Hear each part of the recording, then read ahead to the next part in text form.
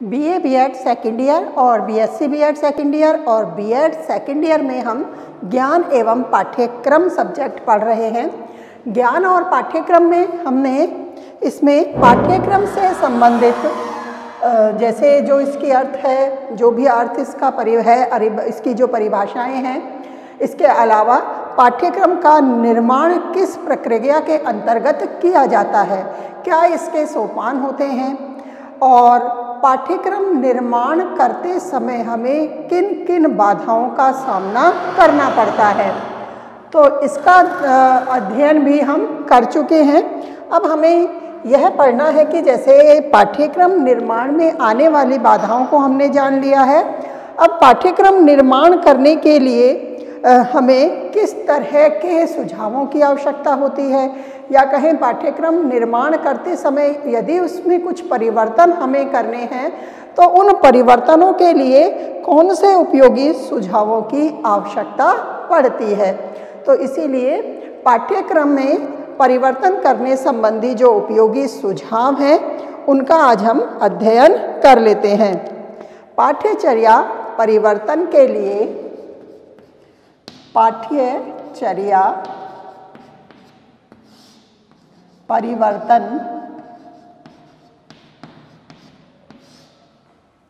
पाठ्यचर्या परिवर्तन के लिए कुछ उपयोगी सुझाव, कुछ उपयोगी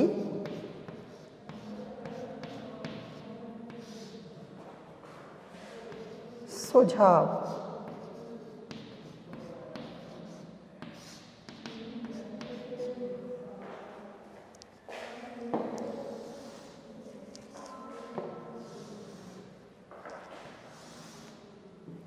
देखिए, जैसे हमने पाठ्यक्रम परिवर्तन से संबंधित बाधाओं का अध्ययन किया था, वहाँ बाधाओं को पढ़ते हुए हमने उन बाधाओं को दूर करने संबंधी जो भी प्रक्रियाएं हैं उनको भी साथ साथ हमने पढ़ लिया था।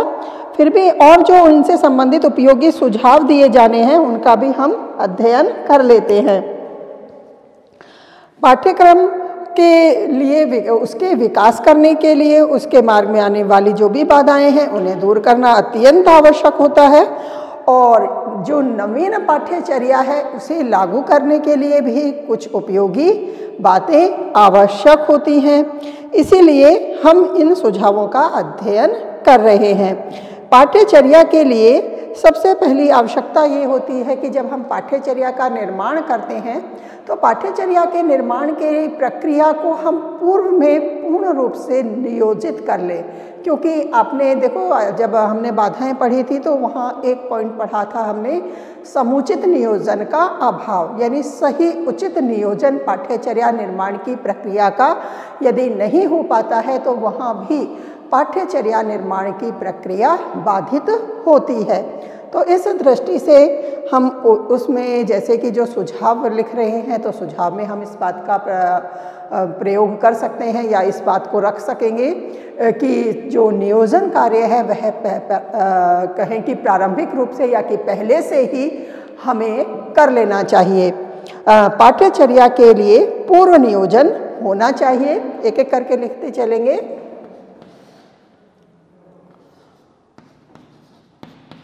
पाठ्यचर्या के लिए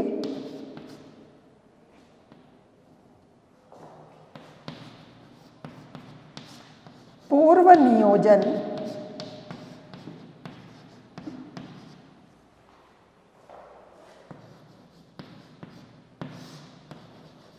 कर लेना चाहिए।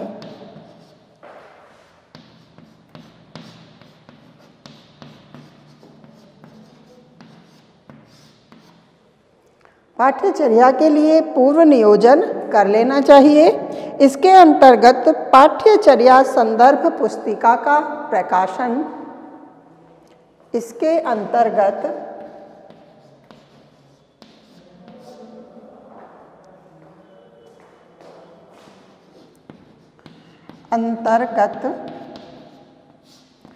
पाठ्यचर्या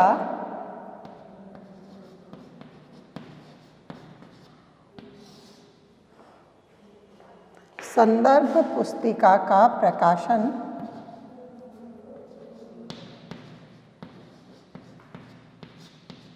संदर्भ पुस्तिका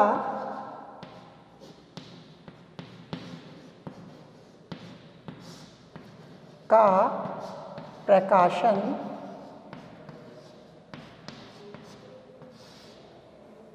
पाठ्यचर्या के लिए पूर्व नियोजन कर लेना चाहिए। इसके अंतर्गत पाठ्यचर्या संदर्भ पुस्तिका का प्रकाशन किया जाना चाहिए और शिक्षकों को नवीन सामग्री भी उपलब्ध करवानी चाहिए। सेवारत प्रशिक्षण की भी व्यवस्था की जानी चाहिए। इसके अंतर्गत पाठ्यचर्या संदर्भ पुस्तिका का प्रकाशन शिक्षकों को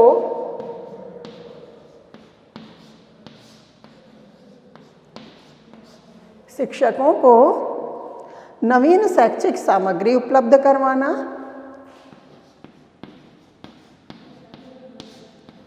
नवीन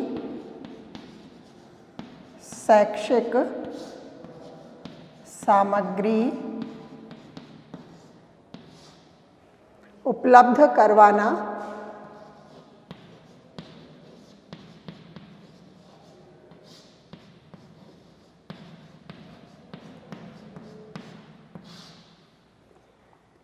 इसके अतिरिक्त सेवारत जो शिक्षक हैं तो उनके प्रशिक्षण की भी और जैसे जो नवीन नवाचार हैं, जो पहले के शिक्षक हैं, प्रारंभिक शिक्षक हैं, उन नवाचारों से अवगत नहीं हैं, तो ऐसे शिक्षकों को नवाचारों से अवगत करवाने के लिए उनका किस प्रकार उपयोग पाठ्यचर्या में किया जाना चाहिए, इसके जानकारी के लिए सेवारत अध्यापकों के लिए भी सेवारत प्रशिक्षण की व्यवस्था पाठ्यचर्या के अंतर्गत करने की पहले से ही योजना होनी चाहिए।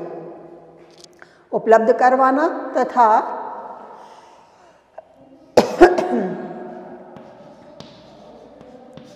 सेवारत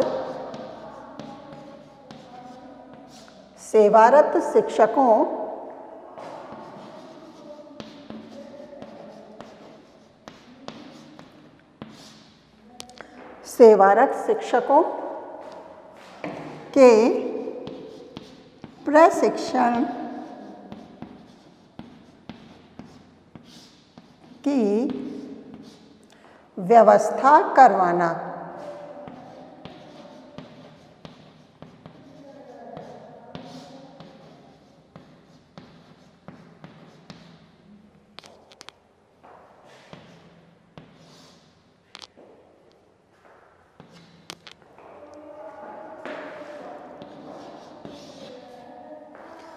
इसी तरह से आगे जैसे पाठ्यचर्या की सफलता के लिए लगातार सर्वेक्षण कार्य भी किए जाने चाहिए कि जो नवाचार लागू किए गए हैं उनका उपयोग करने पर जो वास्तविक अपेक्षाएं हमने उस नवाचार से रखी थी तो वो क्या वास्तव में पूरी हो रही हैं अथवा नहीं हो रही हैं।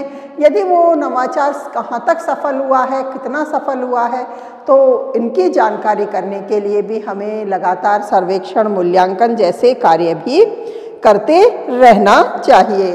तो इसको भी हम सुझाव में रखेंगे। पाठ्यचर्या की सफलता के लिए पाठ्यचर्या की सफलता के लिए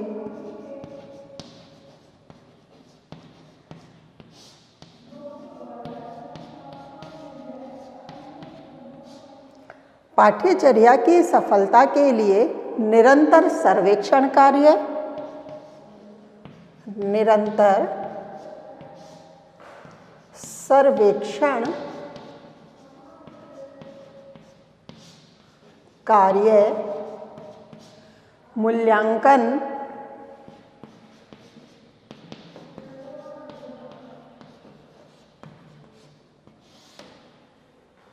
तथा अनुसंधान कार्य करते रहना चाहिए तथा अनुसंधान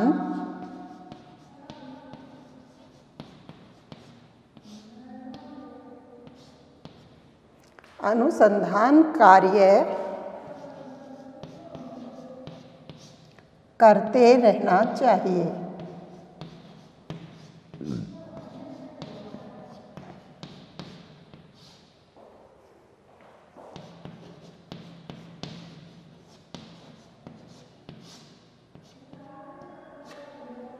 इसी प्रकार किसी भी अच्छे पाठ्यचर्या के लिए, अच्छी पाठ्यचर्या के लिए, अच्छे पाठ्यक्रम के लिए, किसी भी अच्छे परिवर्तन के प्रारंभ होने पर कोई ना कोई विरोध होना भी आवश्यक होता है। यह निश्चित रूप से है कि कोई भी नया कार्य किया जाता है तो कुछ ना कुछ लोग उसका विरोध अवश्य करते हैं। ऐसे हो सकते हैं, इसमें ऐसे लोग हो सकते हैं जो उन नवाचारों को अपनाने से कतराते हैं। अन्यथा ये भी हो सकता है कि जैसे कुछ ऐसे भी लोग हैं उन नवाचारों को समझने के प्रति असमर्थ होते हैं, तो इस दृष्टि से भी उनका वो विरोध कर लेते हैं। इसीलिए किसी भी अच्छे परिवर्तन को साहस करके प्रारंभ कर देना चाहिए, और जब वह परिवर्तन धीरे धीरे अच्छे परिणाम देता है तो उन अच्छे परिणामों के द्वारा वह परिवर्तन अपने आप स्वतः लागू होने लगता है, और धीरे धीरे उसके प्रति जो विरोध की भावना होती है या जो उदासीनता होती है वह लगभग समाप्त होने लगती है। इसलिए ऐसे परिवर्तनों को साहस करके तुरंत लागू कर देना चाहिए, किसी विरोध की परवाह नहीं की जानी चाहिए। तो किसी भी अच्छे परिवर्तन के प्रारंभ होने पर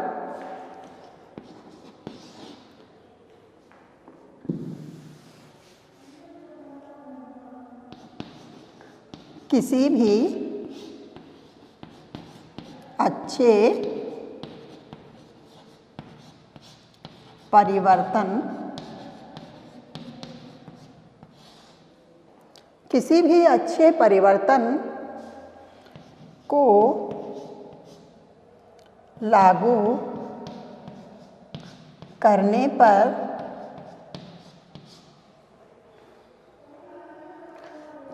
पर विरोध होता ही है।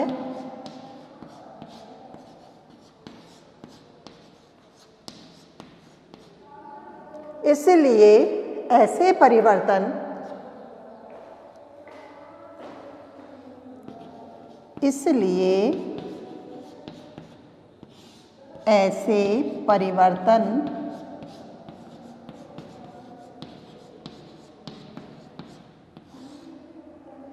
साहस करके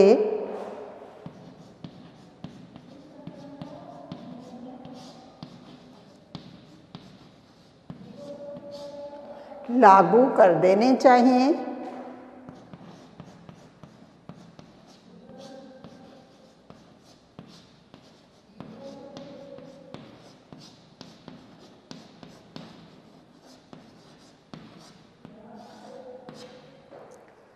क्योंकि परिवर्तन के जब परिणाम अच्छे आने लगते हैं तो उनका विरोध धीरे धीरे समाप्त हो जाता है। कर देने चाहिए, क्योंकि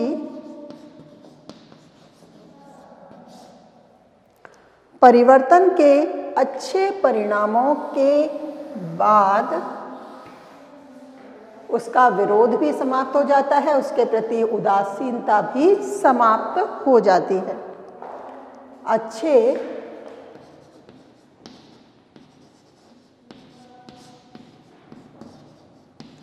परिणामों की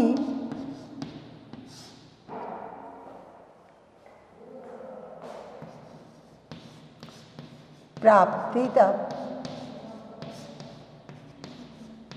अच्छे परिणामों की प्राप्ति पर परिवर्तन के प्रति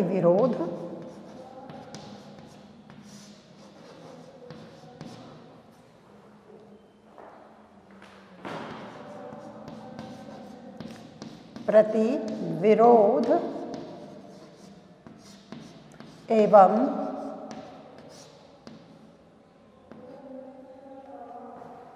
उदासीनता समाप्त हो जाती है।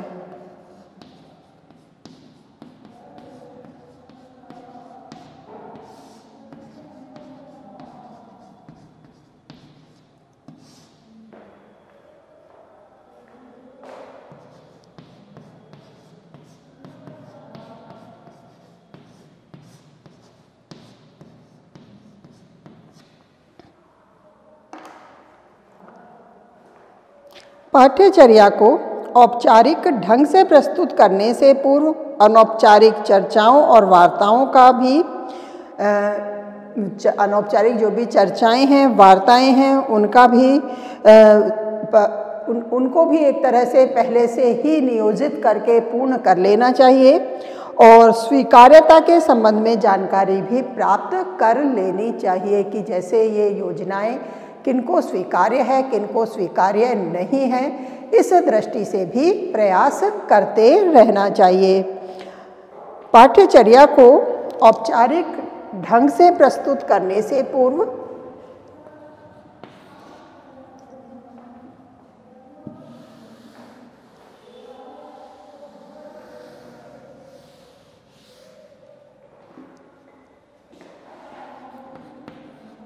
पाठ्यचर्या को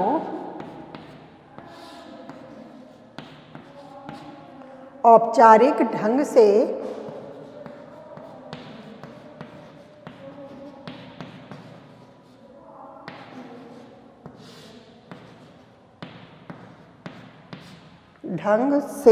प्रस्तुत करने से पहले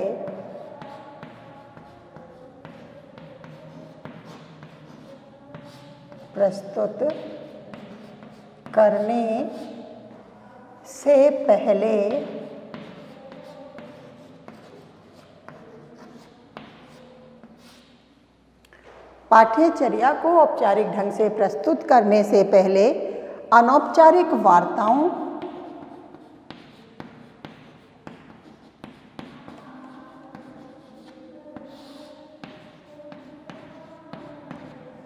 वार्ताओं, चर्चाओं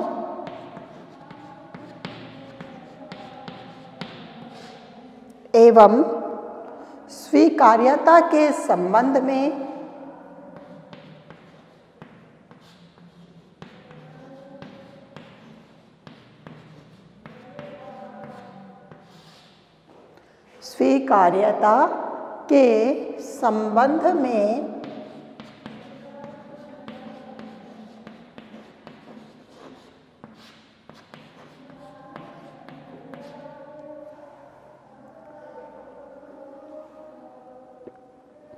जानकारी प्राप्त कर लेनी चाहिए।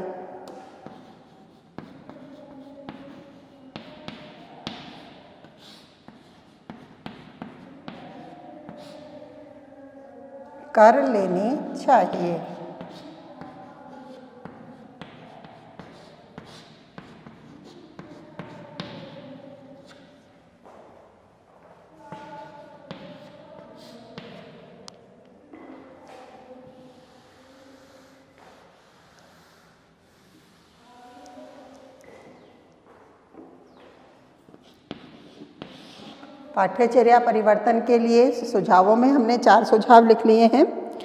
5वें में हम लिखेंगे कि शिक्षक संगठन के द्वारा भी पाठ्यचर्या में महत्वपूर्ण योगदान दिया जा सकता है।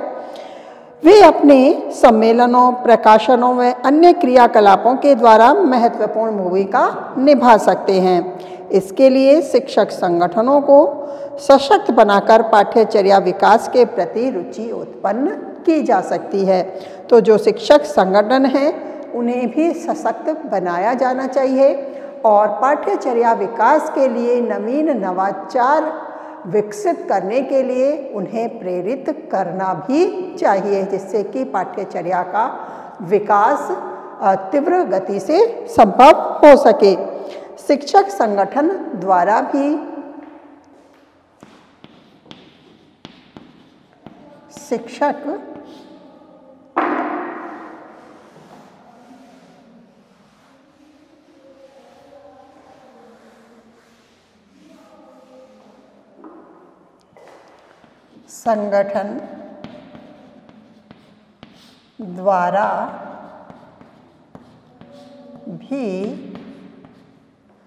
पाठ्यचर्या के विकास में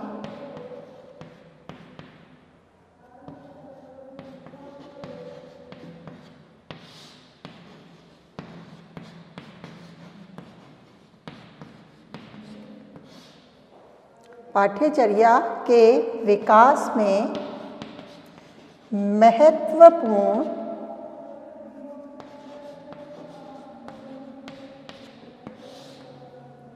भूमिका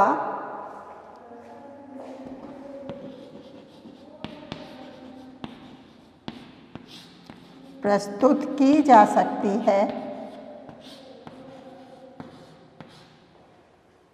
प्रस्तुत की जा सकती है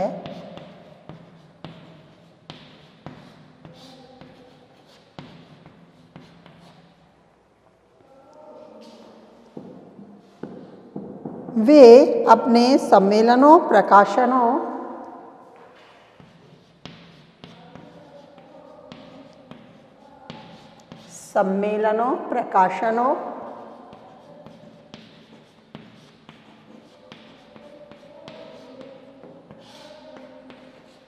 प्रकाशनों,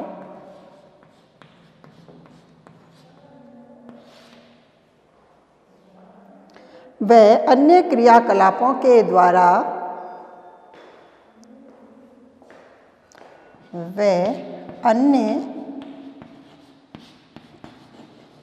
क्रियाकलापों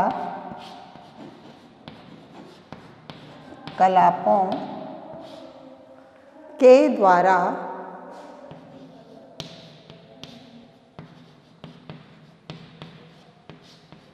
अपना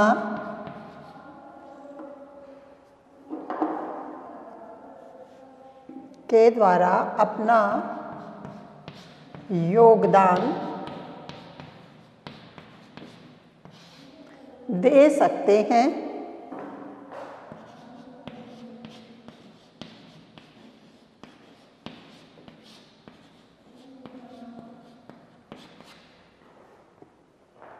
अपना योगदान दे सकते हैं।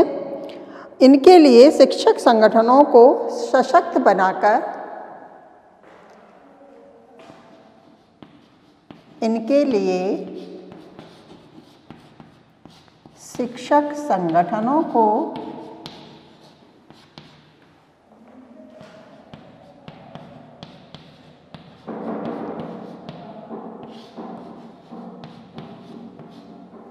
सशक्त बनाकर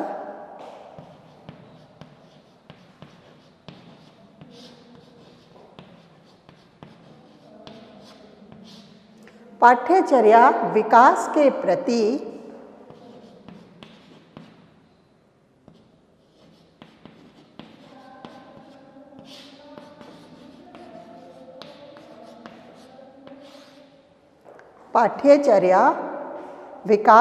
प्रति उसमें परिवर्तन के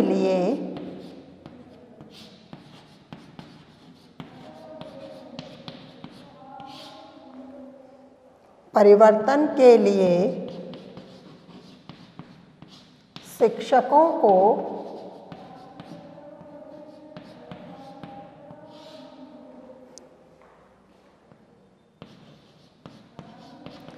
प्रेरित कर इस कार्य में उनकी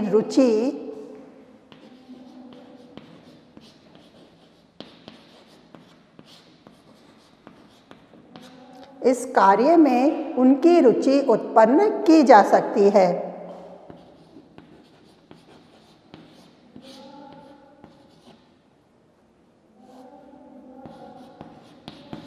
रुचि उत्पन्न की जा सकती है।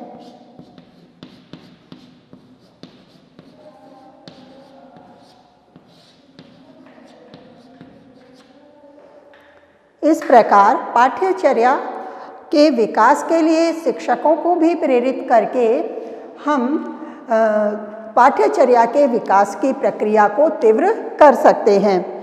इसी प्रकार पाठ्यचर्या में क्रमिक चरण जो होते हैं, जो पाठ्यचर्या के निर्माण की प्रक्रिया में विभिन्न चरण जो हमने पहले पढ़े थे, उन चरणों का विकास किस क्रम से किया जाना चाहिए, तो उस क्रमिक व्यवस्था का भी ध्यान रखना चाहिए।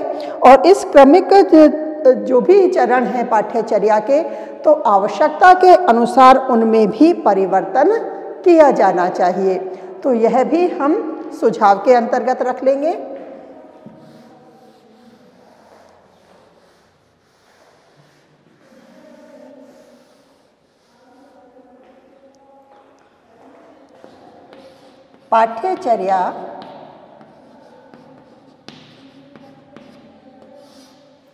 पाठ्यचर्या के निर्माण की प्रक्रिया के क्रमिक चरणों में भी परिवर्तन किया जाना चाहिए।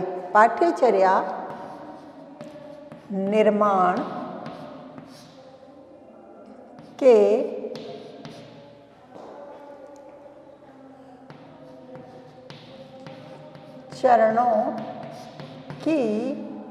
चरणों की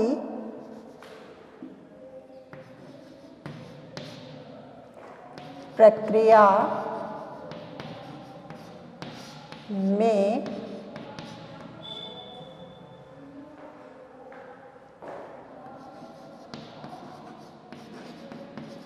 क्रमबद्धता में भी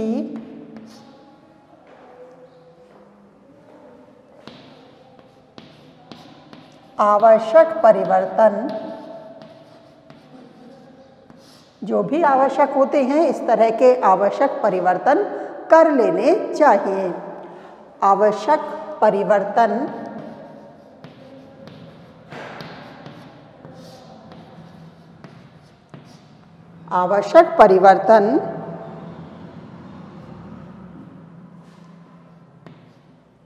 कर लेने चाहिए।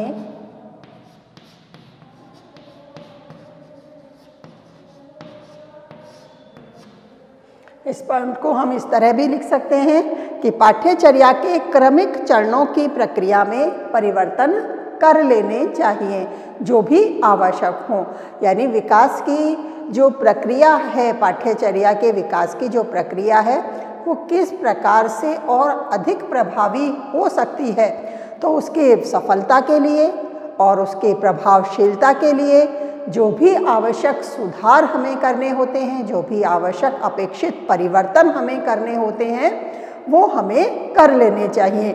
इसीलिए पाठ्यचर्या के निर्माण की जो प्रक्रिया होती है उसके कुछ निश्चित चरण होते हैं, लेकिन उन निश्चित चरणों को भी रूढ़िबद्धता के आधार पर उन्हें ही बार बार लागू नहीं किया जाना चाहिए। यदि आवश्यक होता है, जैसे देशकाल की परिस्थितियों के अनुसार, राष्ट्र की आवश्यकताओं के अनुसार या व्यक्ति की स्वयं की भी, जैसे उसके जीवन में किस प्रकार से उसे सफलता मिल सकती है, किस तरह से वह अपने जीवन में स्वयं का, समाज का, परिवार का, अपने राष्ट्र का हित कर सकता है, इस दृष्टि से हमें किस प्रकार का पाठ्यक्रम उसे प्रदान करना चाहिए जिससे वह सभी का हित कर सके। तो इस दृष्टि से यदि हमें कुछ उसमें अपेक्षित सुधारों की आवश्यकता है तो हम पाठ्यचर्या निर्माण के चरणों की प्रक्रिया में भी कुछ परिवर्तन कर सकते हैं। तो इस दृष्टि से पाठ्यचर्या के प्रक्रिया को भी हमें परिवर्तित करते रहना चाहिए आवश्यकता के अनुसार। इसी तरह से जो पाठ्यचर्या के उद्देश्य होते हैं, तो उद्देश्य भी क्या है? जीवन को सफल बनाना, प्रभावी बनाना, संपूर्ण कार्यों को सही प्रकार से करते जाना, विद्यार्थी को सफल, सुसभ्य, योग्य नागरिक बनाना, ये सभी शिक्षा के उद्देश्य हैं। और शिक्षा के उद्देश्य जो कि हम अब तक पढ़ते चले आ रहे हैं वो किससे पूरे हो रहे हैं? पाठ्यक्रम से ही हो रहे हैं। तो इस प्रकार हमें पाठ्यक्रम भी किस प्रकार का निर्धारित करना चाहिए? जो समाज के अनुकूल हो और देश के अनुकूल हो। तो पाठ्यक्रम के उद्देश्य भी हमें देश और समाज के अनुकूल ही रखने चाहिए।